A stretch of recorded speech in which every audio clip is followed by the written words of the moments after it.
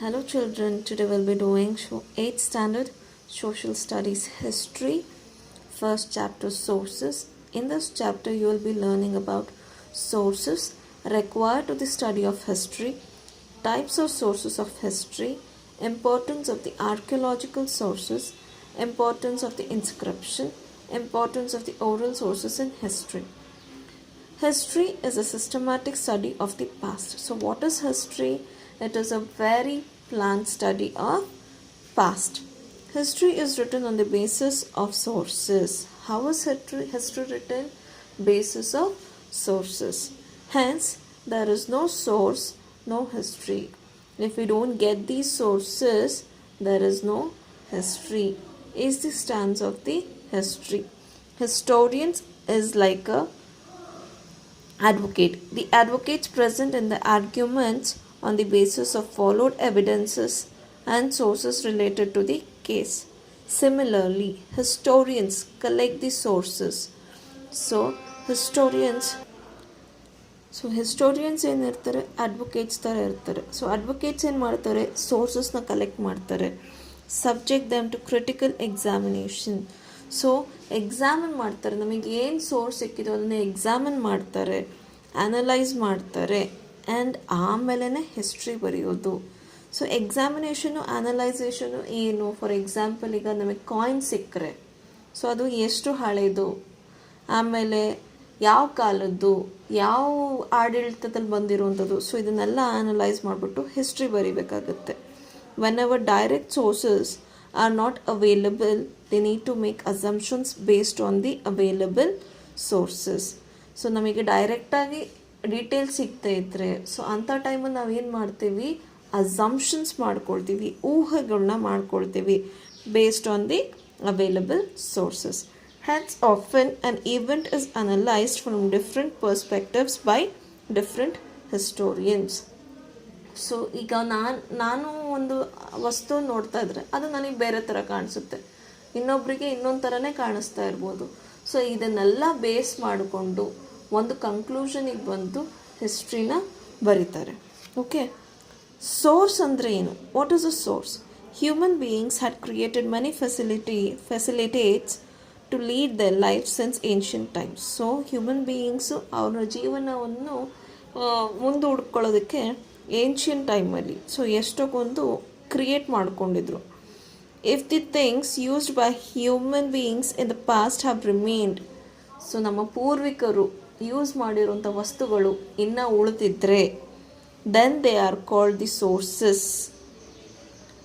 ಇದನ್ನು ಯೂಸ್ ಮಾಡಿರೋಂಥವ್ರನ್ನ ಹಿಸ್ಟೋರಿಯನ್ಸ್ ಅಂತ ಕರಿತೀವಿ, ವಸ್ತುಗಳನ್ನ ಸೋರ್ಸಸ್ ಅಂತ ಕರಿತೀವಿ. Hence, the agricultural tools left by the early people, forts, coins, inscriptions, arms, temple and other religious buildings are considered as sources to write the history.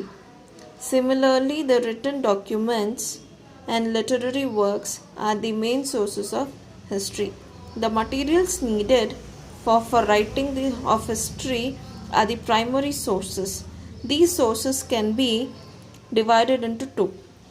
One is literary sources, the other is archaeological sources. ನಮಗೆ ಒಂದು history ಬರೀಬೇಕು ಅಂದರೆ ನಮಗೆ two main things ಬೇಕು, literary source ಬೇಕು, archaeological source ಬೇಕು.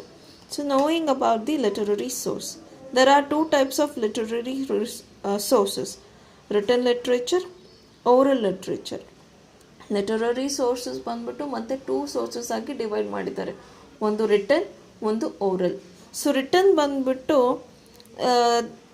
ಮತ್ತೆ ಅದನ್ನು ವಿಂಗಡಿಸಿದ್ದಾರೆ, native literature and foreign literature. Native literature ಕೂಡ ಇದೆ, ಅಂದರೆ ನಮ್ಮ ಆಡು ಭಾಷೆಯಲ್ಲಿ ಬರೆದಿರುವಂಥ ಲಿಟ್ರೇಚರ್ನ ನೇಟಿವ್ ಲಿಟ್ರೇಚರ್ ಅಂತ ಹೇಳ್ತಾರೆ. ಫಾರ್ ಎಕ್ಸಾಂಪಲ್, ನಮಗೆ ಇರೋವಂಥ ಲ್ಯಾಂಗ್ವೇಜಸ್ ಯಾವ್ಯಾವು? ಸಂಸ್ಕೃತ್, ಪ್ರಾಕೃತ್, ಕನ್ನಡ, ತೆಲುಗು, ತಮಿಳ್, ಹಿಂದಿ, ಮರಾಠಿ, ಕಾಶ್ಮೀರಿ, ಗುಜರಾತಿ, ಒರಿಯಾ ಮತ್ತು ತುಂಬ ನೇಟಿವ್ ಲ್ಯಾಂಗ್ವೇಜಸ್ ಇದ್ದಾವೆ. ಕೌಟಿಲ್ಯಾಸ್ ಅರ್ಥಶಾಸ್ತ್ರ, ಕಿಂಗ್ ಹಾಲಾಸ್ ಗತಸಪ್ತಸತಿ ಮತ್ತು ಇವ್ರದ್ದೇ ಕಿಂಗ್ ಹಾಲಾಸ್ ಅವ್ರದ್ದೇ ವಿಶಾಖ ದತ್ತಾಸ್ ಮುದ್ರ ರಕ್ಷಾಸ್. ಕಲ್ಹಾನಾಸ್ ಅವ್ರದ್ದು ರಾಜತರಂಗಿಣಿ. ಬನಭಟ್ಟಾಸ್ ಅವ್ರದ್ದು ಹರ್ಷ ಚೈತ್ರ. ಚಂದ್ ಬಾರ್ದಯೀಸ್ ಅವ್ರದ್ದು ಪೃಥ್ವಿರಾಜ ರಸೋ. ಪಂಪಾ ಅವ್ರದ್ದು Vikramarjuna Vijaya. Sangam literature and many other such literary works can be named as native literature. So ಈ ಥರ ಆಡು ಭಾಷೆಯಲ್ಲಿ ಬರೆದಿರುವಂಥ ಲಿಟ್ರೇಚರ್, ಇಲ್ಲಿ ಸ್ವಲ್ಪ ಎಕ್ಸಾಂಪಲ್ಸ್ ಕೊಟ್ಟಿದ್ದಾರೆ. ಸೊ ಈ ಥರ ಒಂದು ಬರೆದಿರುವಂಥ ಲಿಟ್ರೇಚರ್ಸ್ನ ನಾವು ನೇಟಿವ್ ಲಿಟ್ರೇಚರ್ ಅಂತ ಕರಿತೀವಿ. These work portray then contemporary social, religious, economic, cultural and political life of people. So ಇದೆಲ್ಲದರ ಮೂಲಕ ಅವಾಗಿನ ಕೆಲಸಗಳು ಮತ್ತು ರಿಲಿಜನ್ ಮತ್ತು ಅವಾಗಿನ ಆರ್ಥಿಕ ಸ್ಥಿತಿ ಮತ್ತು ಕಲ್ಚರಲ್ ಆ್ಯಂಡ್ ಪೊಲಿಟಿಕಲ್ ಲೈಫ್ ಹೇಗಿತ್ತು ಆಗಿನ ಜನದ್ದು ಅಂತ ಈ ಒಂದು ಲಿಖಿತ ಆಡು ಭಾಷೆ ಲಿಖಿತ ಇದರಿಂದ ಗೊತ್ತಾಗುತ್ತೆ. ನಾವು moving on to the foreign literature. So ನಮಗೆ ಫಾರಿನ್ ಲಿಟ್ರೇಚರ್ ಹೇಗೆ ಬಂತು? ಹಿಂದಿನ ಕಾಲದಲ್ಲಿ ನಮ್ಮ coastal lines, almost all coastal ಲೈನಲ್ಲೆಲ್ಲ ಏನಿತ್ತು, ಫಾರಿನರ್ಸು ಇನ್ವೇಡ್ ಮಾಡಿದ್ರು. ಸೊ ಇನ್ವೇಡ್ ಮಾಡಿಬಿಟ್ಟು ಅವರ ಬಿಸ್ನೆಸ್ನೆಲ್ಲ ಅಲ್ಲಿ ಎಸ್ಟಾಬ್ಲಿಷ್ ಮಾಡೋದಕ್ಕೆ ಟ್ರೈ ಮಾಡಿದ್ರು. ಸೊ ಅಂಥ ಟೈಮಲ್ಲಿ ಈ ಫಾರಿನರ್ಸ್ ಬಿಟ್ಟೋಗಿರುವಂಥ ಲಿಟ್ರೇಚರ್ ಏನಿದೆ ಅದು ಫಾರಿನ್ ಲಿಟ್ರೇಚರ್ ಆಗಿ ಉಳ್ಕೋತು. Many foreigners who visited India as travellers, ambassadors, businessmen, officials and missionaries have recorded the observation and experience in their works. So ಇವರೆಲ್ಲ ಬಂದಂಥವ್ರು ಏನು ಮಾಡಿದ್ರು, ಅವರ ಎಕ್ಸ್ಪೀರಿಯನ್ಸ್ನ ಬರಿತಾ ಹೋದರು. These works are considered as foreign literature. So ಇದನ್ನೆಲ್ಲ ಅವರು ಫಾರಿನ್ ಲಿಟ್ರೇಚರ್ ಆಗಿ ಕನ್ಸಿಡರ್ ಮಾಡಿದ್ದಾರೆ. ಮೆಗಸ್ತನೀಸ್ ಇಂಡಿಕಾ, ಫಾ ಹೆನ್ಸ್ ಗೋಖೋಕಿ, ಹುವೆನ್ ಸಾಂಗ್ಸ್ ಸಿಯುಕಿ, Ptolemy's geography, Ferishta's, Tarikh e Ferishta, Babur's Tuzuk e Baburi and other are important sources. ಯಾವ ಸೋರ್ಸಸ್ಸು? ಇವೆಲ್ಲ ಫಾರಿನ್ ಸೋರ್ಸಸ್ಸು, ಬೇರೆ ಬೇರೆ ಲ್ಯಾಂಗ್ವೇಜಲ್ಲಿರುವಂಥ, ನಮ್ಮ ಇಂಡಿಯಾದಲ್ಲಿ ಯೂಸ್ ಮಾಡದೇ ಇರುವಂಥ ಲ್ಯಾಂಗ್ವೇಜಸ್ಸು. ಸೊ ಬೇರೆ ಲ್ಯಾಂಗ್ವೇಜಸ್ನ ಯೂಸ್ ಮಾಡಿಕೊಂಡು ಬರೆದಿರುವಂಥ ಸೋರ್ಸಸ್ ಇದು foreign literature. Apart from this there are many other writings that serve as the sources. In these work also one can get the depiction of then contemporary social, political, economical, cultural and administrative aspects. So ಈ ಒಂದು ಲಿಟ್ರೇಚರಿಂದ ನಮಗೇನು ತಿಳಿತಾ ಬರುತ್ತೆ ಅಂದರೆ ಆವಾಗಿನ ಪೊಲಿಟಿಕಲು, social, economic, cultural ಮತ್ತು administration ಆಸ್ಪೆಕ್ಟ್ಸ್ನೆಲ್ಲ ನಾವು ತಿಳ್ಕೊಳ್ಬೋದು. Exaggeration, hyperbole and loyalty to one's master are apparent in native literature. Similarly, in foreign literature, due to lack of local knowledge, many misgivings are recorded. These are the drawbacks of written literature sources. Historians have the challenge of writing history, keeping in mind all these limitations. So, native literature ಅಲ್ಲಿ ಏನು ಬಂತು?